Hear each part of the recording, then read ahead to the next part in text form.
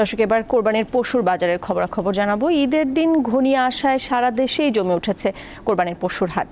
কেনাবেচার খবর জানাতে রংপুর থেকে যুক্ত হচ্ছেন সহকর্মী বাবলুর রহমান বাড়ি। বাবলুর, রংপুরে কোরবানির পশু কেনাবেচার কেমন হচ্ছে, সেখানে পশুর যোগান এবং চাহিদা, দাম সব বিষয়গুলো আমাদেরকে জানাবেন।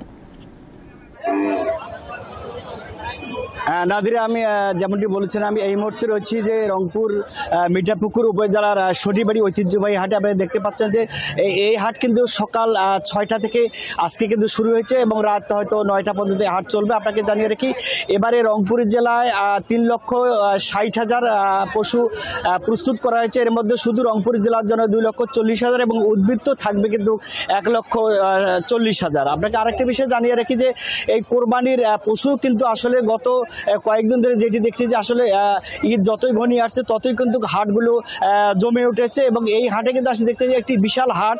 সেখানে যেমন আমরা ক্রেতার সাথে কথা বলছি, তেনারা আসলে যেমনটি বলেছিলেন যে আসলে তাদের কাছে যে আসলে এই পশু যেটি তারা পছন্দ করেছেন, সে পশু কিন্তু আসলে দাম বেশি হওয়ার কারণে অনেকে কিনতে পারছে না। তারা কিন্তু আরো মধ্যম যে পশু যে ছিল ছোট করে সেই পশু কেনা তারা চিন্তা ভাবনা করছেন এবং বিক্রেতা যারা বলছেন তারা বলছেন দাম আসলে কম কারণে তারা ছেড়ে দিচ্ছে না বড় বড় গরু।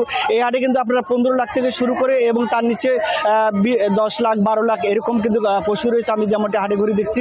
আরেকটি বিষয় আপনাকে জানিয়ে এই হাটে দেখতে পাচ্ছেন যে হাটে যে আসলে পশুর হাট কিন্তু সকাল থেকে এই হাটে কিন্তু আসলে লোক সমাগম এবং দেখতে পাচ্ছেন যে বড় বড় ধরনের পশু রয়েছে।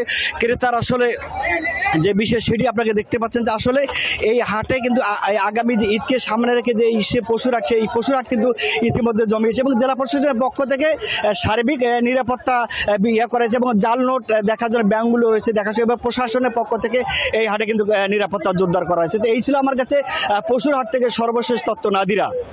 বাবলু, ধন্যবাদ আপনাকে।